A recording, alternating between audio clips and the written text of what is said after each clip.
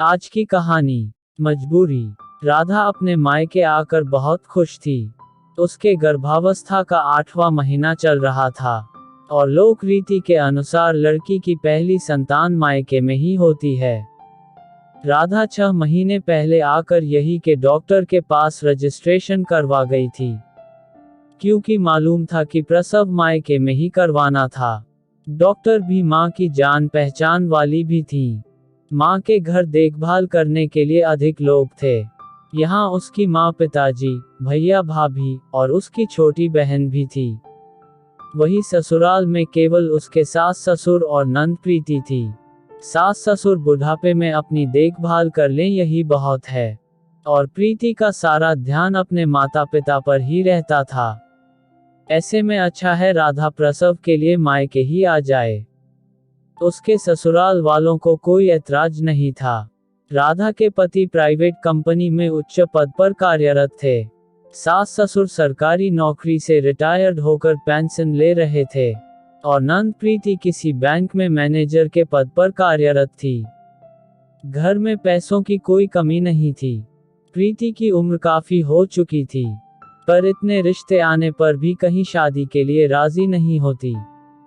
दिन भर सास ससुर की देखभाल राधा को करनी पड़ती थी और शाम को उसके पति और नंद साथ साथ ही घर लौटते थे और फिर प्रीति घर संभाल लेती थी।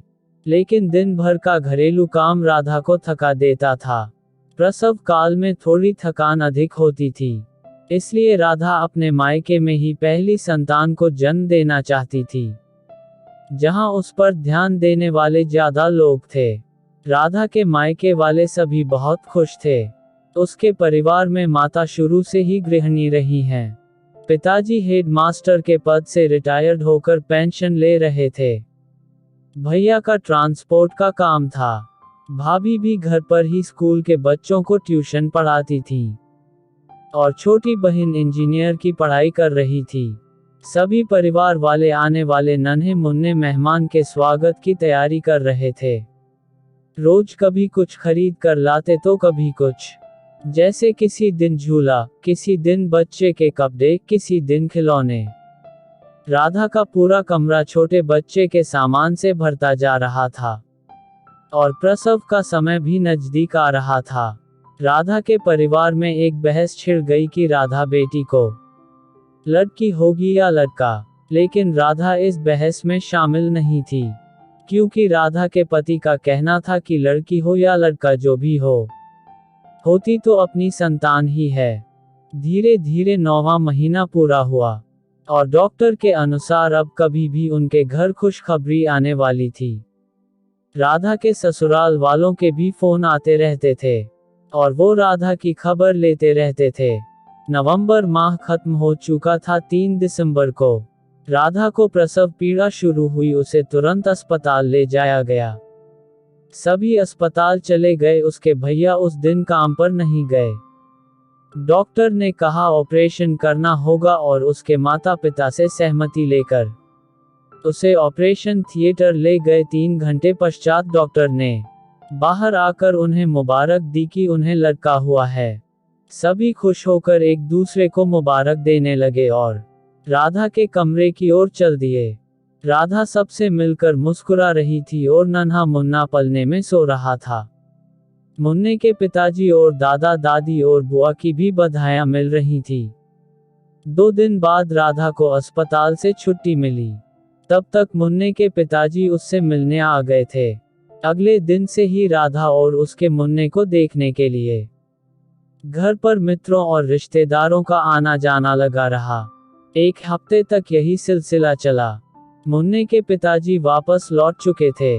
राधा और मुन्ने की देखभाल के लिए उसकी मां ने आया को बोलकर एक लड़की रखी थी, जो मुन्ने की देखभाल के लिए राधा के कमरे में रहती थी।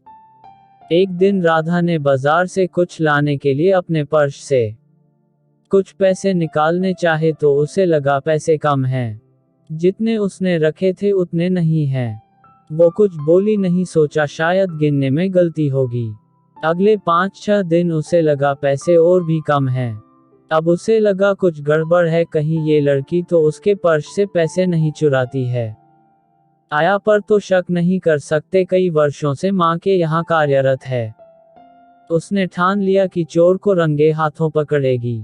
फिर वो अगले दिन दरवाजे के पीछे से उस नई लड़की पर नजर रखे रही। पर उस लड़की ने ऐसा कुछ नहीं किया।